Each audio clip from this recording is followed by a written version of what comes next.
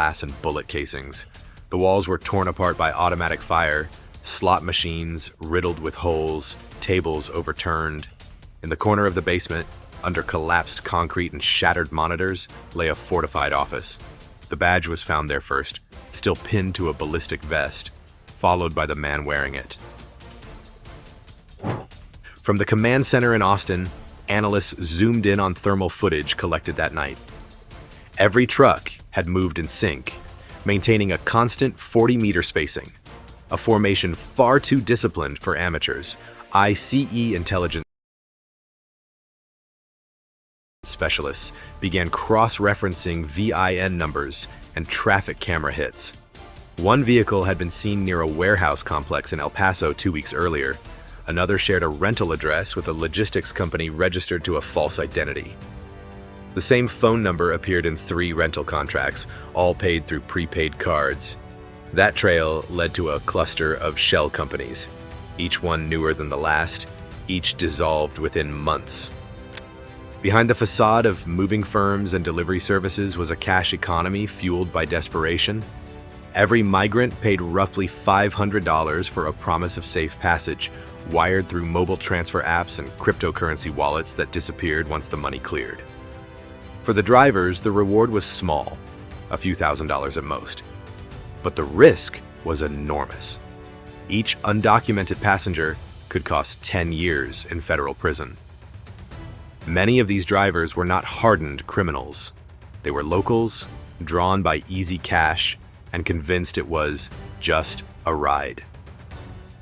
Yet as the investigation widened, it became clear that something more organized was in play. Each convoy ran on a schedule. Vehicles were swapped as specific mile markers, using coded radio calls like clean sky or dry lane to confirm open routes. The language was military. Even their detour points matched GPS coordinates used in previous operations, suggesting shared intelligence between groups across states. To understand the scale, ICE analysts mapped the network across 5 southern states: Texas, Arizona, New Mexico, Louisiana, and Florida. The web glowed red on the screen, every route connected by a central hub in Houston. From there, the flow of people and money moved north toward Dallas, then east into Florida, where fake work IDs were printed and distributed through so-called sanctuary employment networks. Each line on the map represented a convoy, each dot a staging post hiding in plain sight. Gas stations, motels, rural barns. By now, local sheriffs and state troopers were brought into the loop. Some had encountered similar convoys but never realized they were part of a greater structure. Others admitted losing pursuit when vehicles split into multiple lanes, forcing officers to choose which one to follow. It was a tactical maneuver designed to exploit hesitation, and it worked. The smugglers understood response time better than most criminals. They knew the gap between 911 dispatch and pursuit was their window to vanish. At one point, agents intercepted an encrypted radio channel used by the drivers. The chatter was short, coded, and disciplined. Updates on checkpoints, police presence, and weather conditions. That single frequency tied at least 8 convoys together under one handler. The voice on the recordings, calm, professional, fluent in both English and Spanish, gave orders like a field commander. Whoever was running this had experience, training, and access to real-time border surveillance. The discovery shifted the investigation from law enforcement to national security.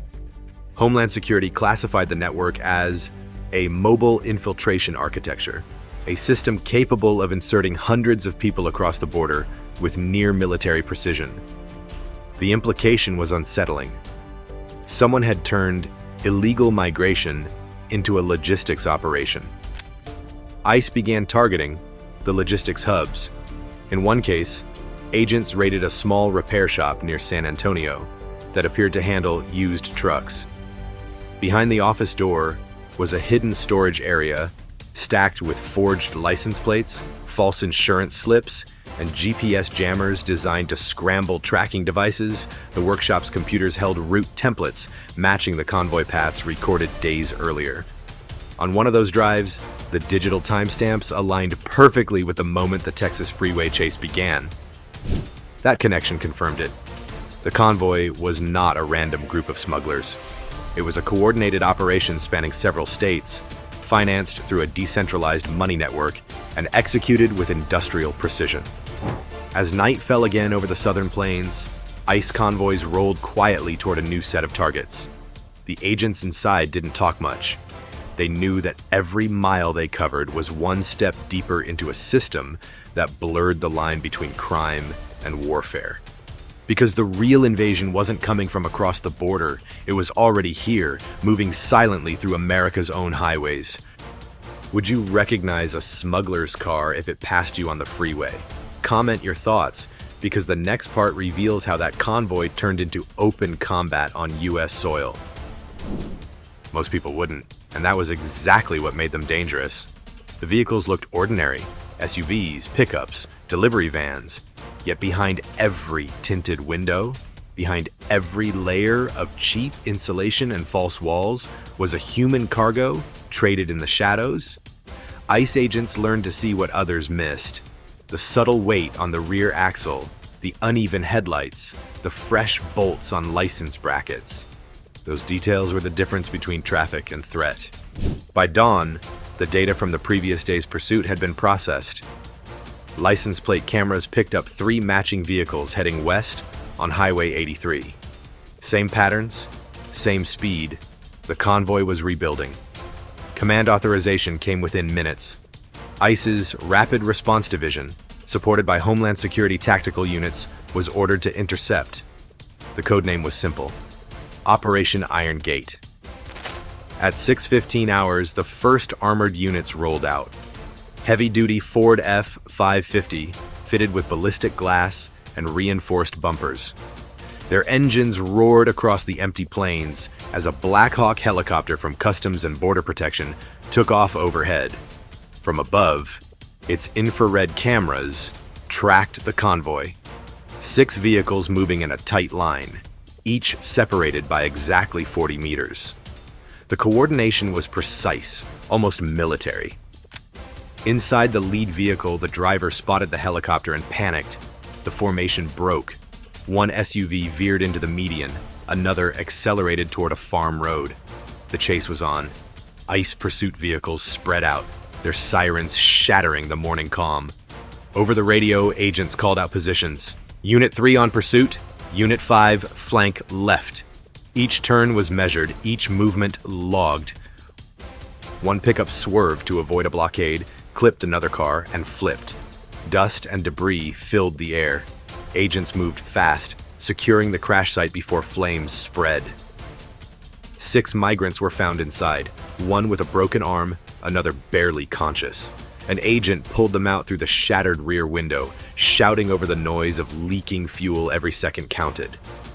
Meanwhile, 2 SUVs tried to break south toward the Rio Grande. Aerial surveillance guided the ground units in. The terrain was rough, lined with brush and small streams. The fugitives drove recklessly, tires shredding against the gravel. When one vehicle attempted to cross a shallow river, it stalled midstream. ICE officers jumped from their trucks and waded in, weapons drawn, but hands steady. They weren't facing soldiers, they were rescuing survivors. Inside the half-submerged vehicle were 7 people, trapped by jammed seatbelts. Officers broke the glass and pulled them free, their uniforms soaked in cold river water. Further down the road, another chase reached a deadly speed. A Cadillac Escalade, one of the original convoy vehicles, tried to ram through a police barricade. The impact tore off its bumper and sent it spinning. When it stopped, ICE agents surrounded